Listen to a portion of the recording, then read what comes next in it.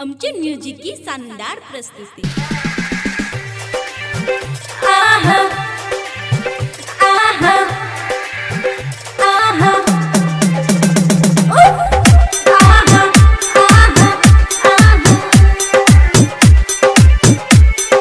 Recording studio Saharsa.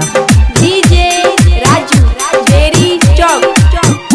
सैया हमर लफंग रोज करैया तो सैया हमर लफंग रोज करैया तंग सैया हमर लफंग रोज करैया तंग लगे कोरा में हमरा सुता बैया लगे कोरा में हमरा सुता बैया सखिया सखिया रत पलंग पर झुलवा झुलावैया सखिया सखिया रत पलंग पर झुलवा झुलावैया सखिया।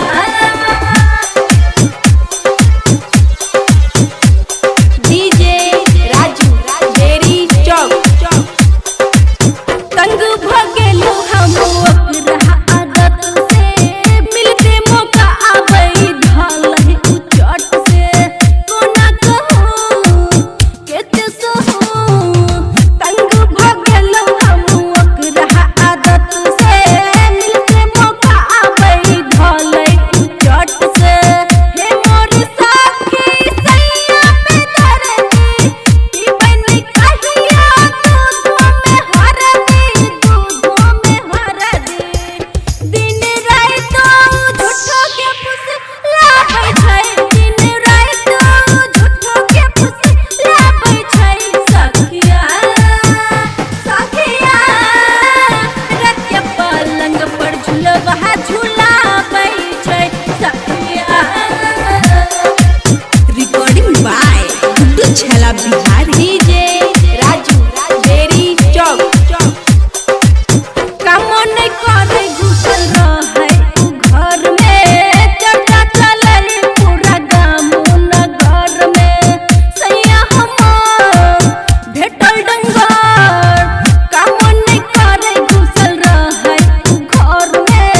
चर्चा चलल पूरा गाम शहर में मारे ताना हमरा खुशी हसैया देख के राइटर सासी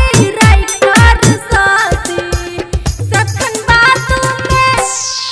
बात में हमरा फुसलाबैया सखन बात में हमरा फुसलाबैया सखिया सखिया रत के पलंग पर झुलवा